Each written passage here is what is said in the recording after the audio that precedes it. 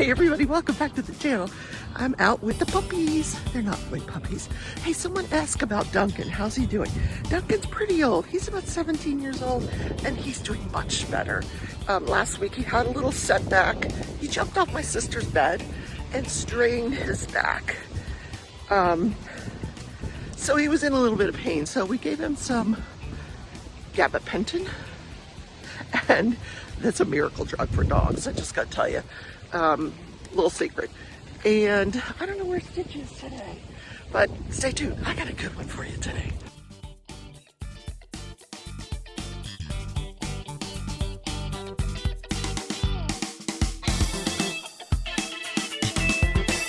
Good morning, everybody. Crafting Journey here, that Journey chick on Instagram, and on my new YouTube channel, The Leftovers. You can follow me there. The link is down in the description.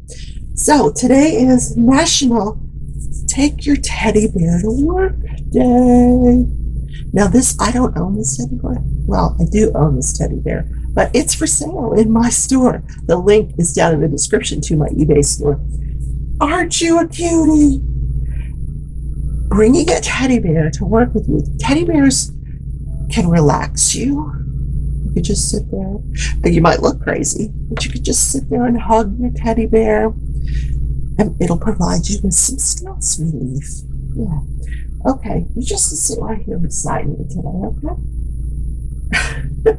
I need to give this little fella a name.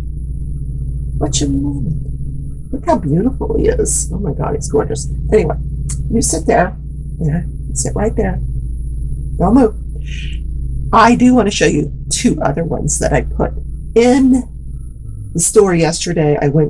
I dropped my Goodwill yesterday. I didn't film it. I just said I'm going to run in because I've been doing well with shoes, selling shoes. So I'm just going to run in and see if they have any shoes. And to my surprise, the store was practically empty. Like, apparently everybody goes on Wednesdays to get that extra discount. And I thought, I'll still get 10% off with this card. But look what I found. Oh my gosh. How cute is this little guy? This is called the Cuddle Pals. This is the Lion King. How cute is he? Oh, and he's squishy. Yeah. So I have this listed at $35. That's what they're going for online. I'm not going to tell you what I paid for it. Nowhere near that. And then I found this little guy. I love plushies. This is Max the dog from How the Grinch Stole Christmas. Hi, Max. This was made for Dr. Seuss. Look, Dr. Seuss. He's not worth quite as much, but he's awful cute. Oh my gosh. Oh no. Stay with me. Don't fall. Okay. We're going to put you right here. Put you right here. I don't know. I don't know if they'll stay or not. They're available in my store as well. Quite distracting, aren't they? They're so darn cute. Still working on the kitten. I'm going to be honest. I played my game last night. And World of Warcraft. I didn't even play Disney's Dreamlight Valley, which I played the night before. So here's the question I have for my viewers. Are you still interested in me streaming Disney's Dreamlight Valley? Let me know one way or another. I haven't had a whole lot of feedback on it, whether you guys are enjoying it or you could take it or leave it. Because I'll just play on my own or else, I can stream it, whatever you guys think. Yeah, it's up to you. I'm okay with that either way, but tonight at 6:30 p.m. Central Time is 6 o'clock. What am I saying? 6:30. I should change it to 6:30, shouldn't I? Because Crashley comes on at 7:30. All right, no, it's going to be 6 o'clock, 6 p.m. Central Time. And I'm going to do watercolor painting because I have not had my watercolors out in a very long time. Because I just wanted to do this one for Halloween and yeah. Oh my God, yesterday I was in that Goodwill store. I should have filmed it. Oh my God. I found this coonskin hat, like a raccoon skin hat. Clearly for I should have gotten it for Halloween. But it had this little button, and when you press the button, it made these wildest noises like a raccoon. And I was looking around to see if anybody had seen me push the button, and then I set it down and walked away because it was quite annoying, but would be cute for a Halloween costume for somebody. So, what's been happening with me? Well, I got up early this morning, 7 o'clock.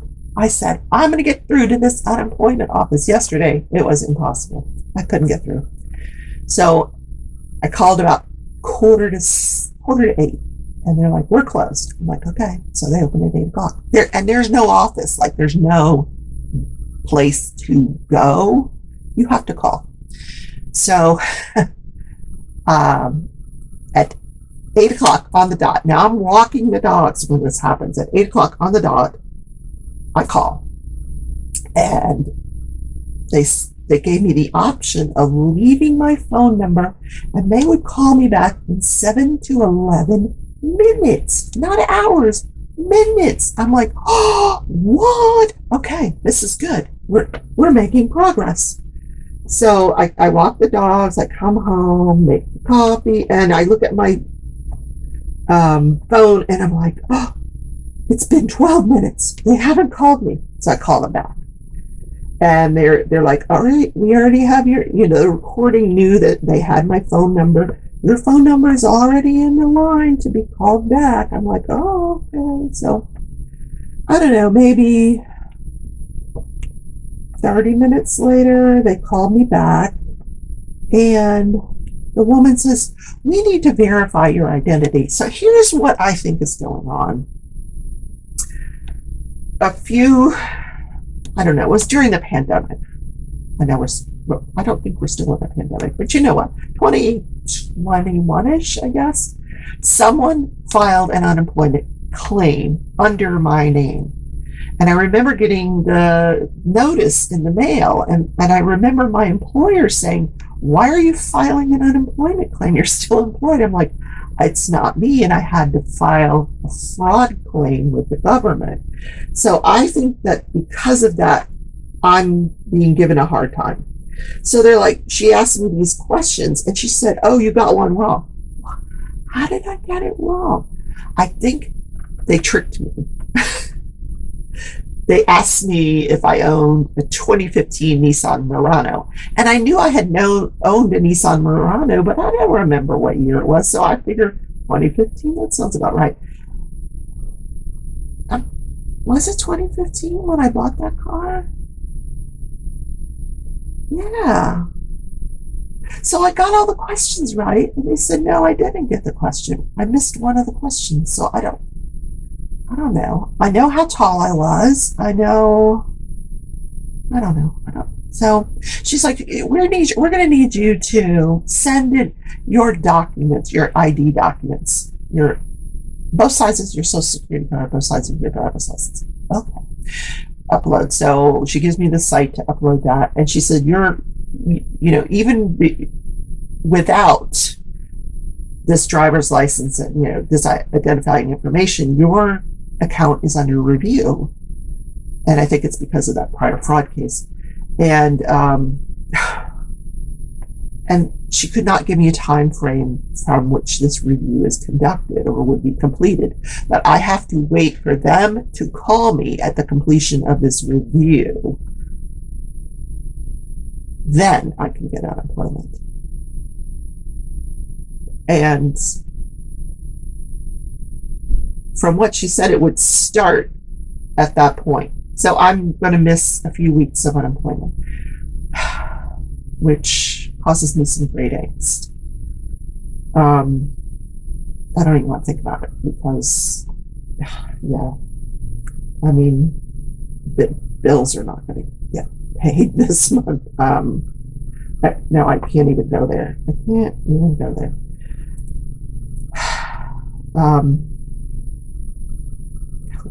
Yeah. Anyway, let me just not, because I can't do anything about it. So I'm like, me, I'm in trouble. I'm going to call the media. And she's like, but I'm like, nope, thank you very much. I'm calling the media. So I go to WSN, the NBC affiliate news, and I filled out a story form, and I said, unemployment is very difficult, and they need to revise their system. It's causing people to undergo long delays in getting their unemployment benefits. And so I'll see if they give me a call back. It's probably not the first person to complain about that. But man, it's just government bureaucracy. Good gravy. And it's probably a good thing that they don't have a physical office, because I would have been pitching a fit this morning. Pitching a fit. Just give me a second. Okay. I'm fine. Thank you, sweetie. He keeps leaning. Anyway, let's talk about crafting and crime, shall we? So let's talk about Alex Jones first. Now, Alex Jones is on trial for defamation. Now, he's already been found liable for defamation. The jury is just deciding how much compensatory damages, how much punitive damages. And in this state, they don't get punitive damages. They get fees and costs. If there's a punitive damage award, the judge will strike it out and just award fees and costs. Well, the judgment will be for fees and costs. The award will be for whatever the jury says it is, but that doesn't mean the judgment will be entered for that.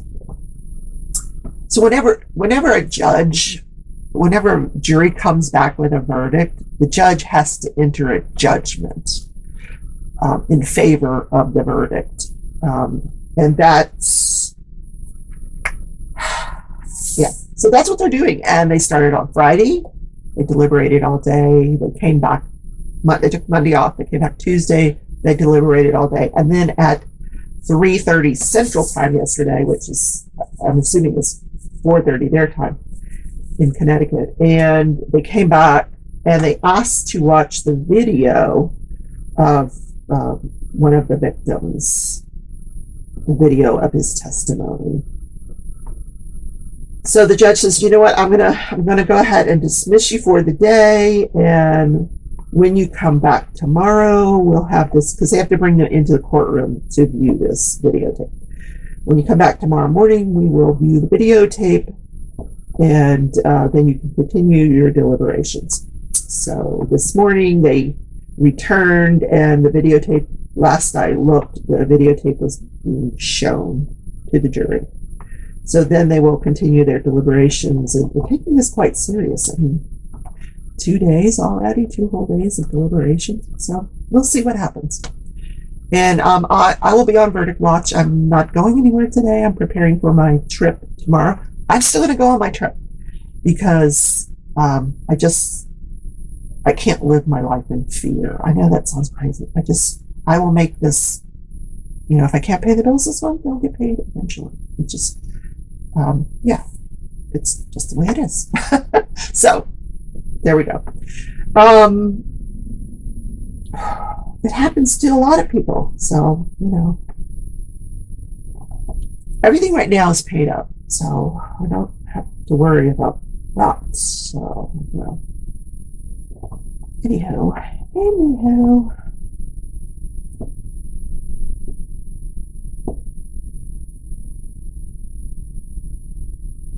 George Wagner. Let's talk about George Wagner. So George Wagner is on trial for the death of 8 members of the Rodin family. Still no testimony linking George to this trial. So yesterday they had testimony of several investigators. One investigator who testified that they were searching this Flying L ranch where the Wagners lived. He described this as a working horse farm with over 2,000 acres. And so a lot to search. Over a dozen barns and several outhouses Then there was a investigator on the stand who searched the main house and found guns everywhere. Guns in the closets, guns, yeah, just guns all over the place. So they actually did start the morning off, in that case, arguing about the guns, because the prosecution wanted to show the jury all these guns that were found. And the defense said, it's not relevant. None of those guns were the murder weapons. And the prosecution said, it is relevant because we found a list on Jake's phone cataloging all of these weapons.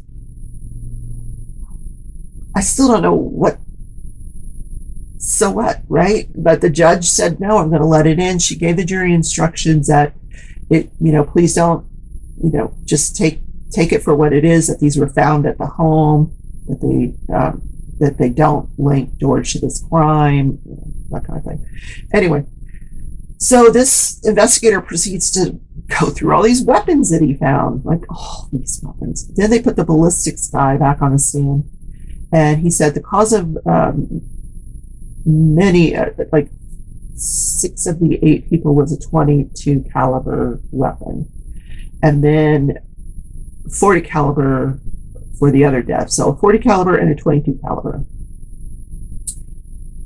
And none of the 22 caliber or 40 caliber weapons that were found in the home matched the crime scene weapon.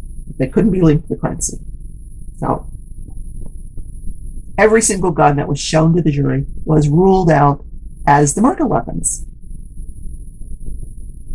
Interesting, right? So I don't know what the point was of showing them all these guns. I'm like, oh, that's nice. It's creepy that you have all these guns, but okay. Then Darrell Brooks, yes, back in court, wearing his suit and tie, doing a decent job, I gotta say. The prosecution put on witnesses. One of them was an employee of Burris Logistics, which was part of this Christmas parade, Burris Logistics. And she was walking with her daughter, and her daughter was walking towards the sidewalk to hand out candy when the SUV came through and struck them. She suffered a leg injury, and when she looked up after realizing she was injured to find out where her daughter was, she found her daughter under a pile of rubble, with massive bruising and a broken hand. Thank God that's all it was, but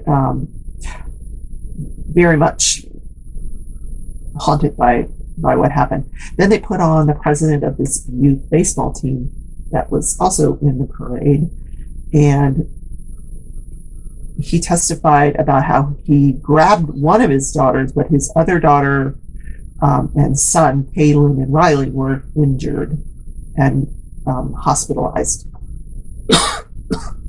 Then one of the team members, 8-year-old Jackson Sparks, he realized was severely injured and learned a couple days later that he had passed away. Then there was testimony from this woman with the extreme dance troupe where there were 15 people injured. And when she was shown the videotape, she just broke down crying. It was so traumatized. She said even at the scene, she kind of blacked out just from the trauma of what she had seen.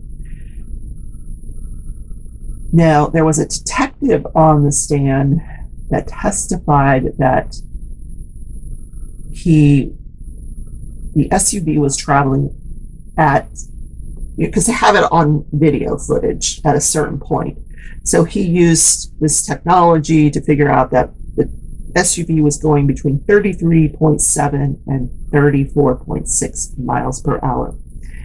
And Darrell Brooks got him to admit that, sometimes miscalculations can happen, and that this was the first time he had used this technology, although the detective had to get in there that he felt confident with his results. I thought that was interesting that Darrell brought that out. Then he also brought out from the other witnesses that I told you about that none of them had seen the driver. could identify who the driver was. Now, I can't believe he's going to say it wasn't me. He's going to say it was Darrell Brooks, and I'm not Darrell Brooks. He keeps saying he's not Darrell Brooks. He's a sovereign citizen, and I don't know what he thinks his name is, but it's not. Or maybe it's because they're saying Darrell Brooks, because when they say Darrell, he says he doesn't know who that person is. So they have to say Darrell. Yeah, it's weird. That's him. Let's talk about, is that all that's going on in crafting and crime? Yeah, oh my word. So, this day in history. I need another hug. It really helps. Okay. I'm neglecting these poor guys over here because it's Teddy Bear Day. So this British nurse, Edith Cavell, she, 49 years old, World War I. She's living in Belgium. She's a matron of this nursing school. This is 1914, prior to World War I. She's running this nursing school. And the first month of the war, the Germans invade Belgium and take it over. And they capture her.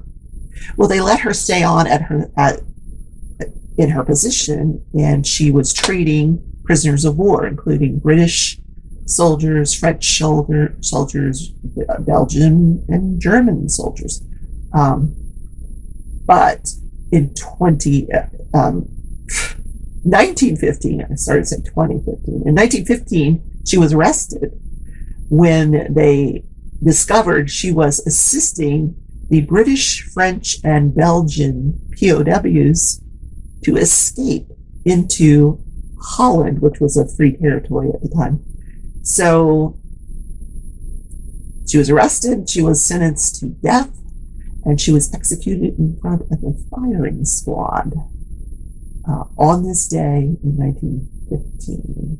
Now, there was the United States, France, Britain, everybody advocated on behalf of her, trying to get them to commute her sentence, and Germany wouldn't do it. So it really left a very sour taste in the mouths of a lot of people against the Germans. And Britain actually erected a monument to Edith Cavell. Yeah. So if you go to Britain, you can see it. That's what happened this day in history. So today I'm gonna focus on what I need to do tomorrow. I'm going to map out where I'm gonna go, which thrift stores I want to hit, in which towns. I'm gonna charge my GoPro so you can see it all. And then tomorrow night, I get to have a little chit chat with my friends Tia and Crashley and Kerwin and Rochelle and whoever wants to chit chat with me. Yeah, I'm just gonna put everybody, just say, follow me. We're gonna go somewhere. We're all gonna have a good time and chit chat, because I'm not allowed to go to the retreat. I can't go because it's not. Yeah. Also, speaking of retreat, the one that I'm going to next year is in June, and you can submit your application for that now. There are openings. Depending on how many applications they get, they may do it by lottery to pick. I don't know. I've already been, what they did was they offered it first to last year's attendees. So now they have some openings, because not everybody can go that went last year. So I'm going to put the link down in the description to the registration form. It's called the Great Lakes Escape 2023. It is it's like on the border of Michigan and Ohio. Yeah, Ohio, Michigan and Ohio.